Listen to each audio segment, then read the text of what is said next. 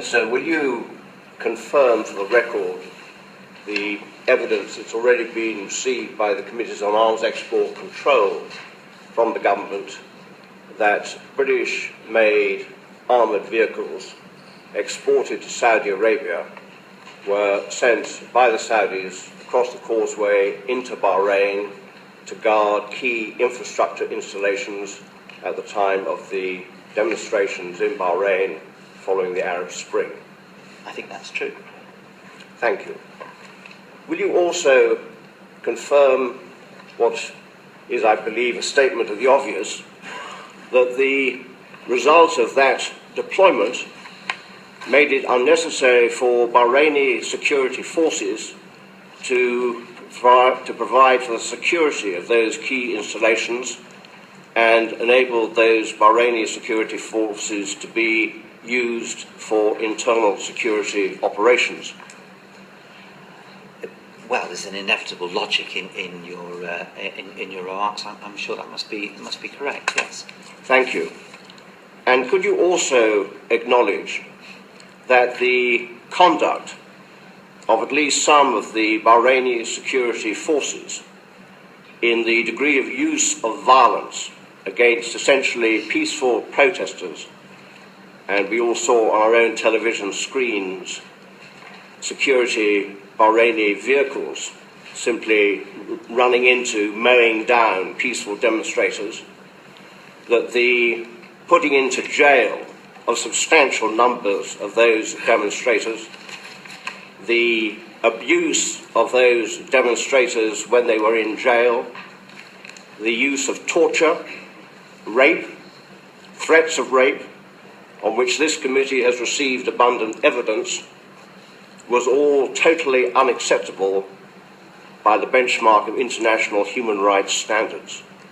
That is all correct, and I don't think it's a matter of contention with the British government. That is why we criticised the government of Bahrain.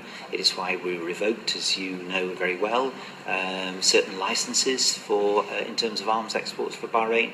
It is also was also the starting point for the remarkable independent commission of inquiry instituted by the government of Bahrain, which uniquely in the region ended up criticising the government and setting out a series of recommendations to ensure that nothing like that happened again. Yes, I mean, your description of events is one which would be accepted by all of us. It was the starting point, we hope, for change. Given your acknowledgement of the 3 points that I have made, will you take this opportunity of this final ministerial evidence session at the conclusion of this committee's inquiry to offer an expression of regret that British armoured vehicles exported to Bahrain did indirectly facilitate extreme violence against civilian demonstrators and very serious human rights abuses?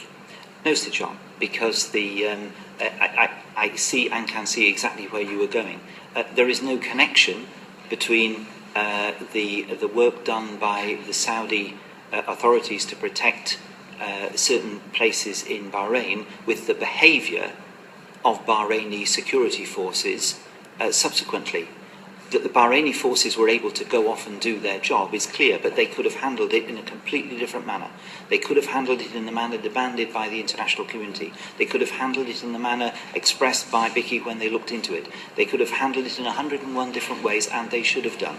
There is no logical connection between what the Saudi authorities were asked to do by the government of Bahrain and the GCC to come in and provide protection and do what they did. There was no connection between any of those vehicles and any human rights abuses, but it would have been entirely open to the Bahraini security forces to do their job properly. So there is not the connection between the two. Had there been, the point of your question would have been absolutely valid, but I don't see it. So you're not prepared to offer any expression of regret that it was British-made armoured vehicles which were able to facilitate the use of Bahraini armed forces and police forces in a way which was wholly unacceptable in human rights terms? No, Sir John, in all fairness, no, I'm not, because you're making a connection, you're trying to put us in a position which I don't think is fair.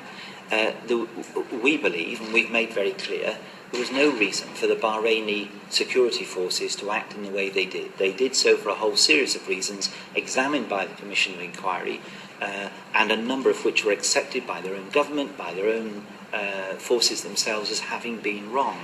I see no evidence that the Saudi authorities condoned or by their presence and by using British vehicles played any part in encouraging that behaviour.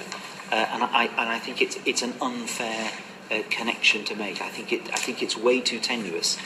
Could the Bahrainis have done it entirely without any Saudi Arabian forces on the island at all? Yes, probably they could have done.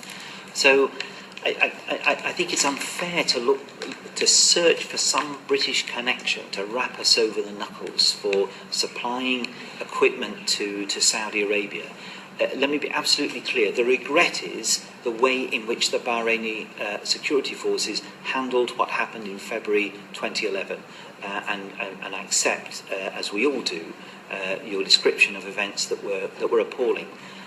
But that is what is in the process of being corrected. But I think it's too tenuous to say that British-made vehicles made this possible. These were Bahraini judgments that were made, and they were wrong.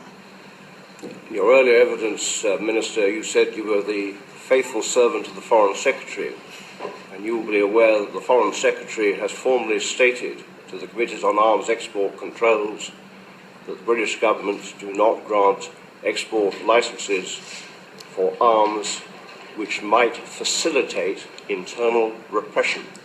Is not this a case where British arms facilitated internal repression? I don't think so. I think the connection you're trying to make is genuinely way too tenuous. Whether or not, plainly, what happened in Bahrain was wrong. We have all said so, and those who were involved have said so, and there are immense repercussions.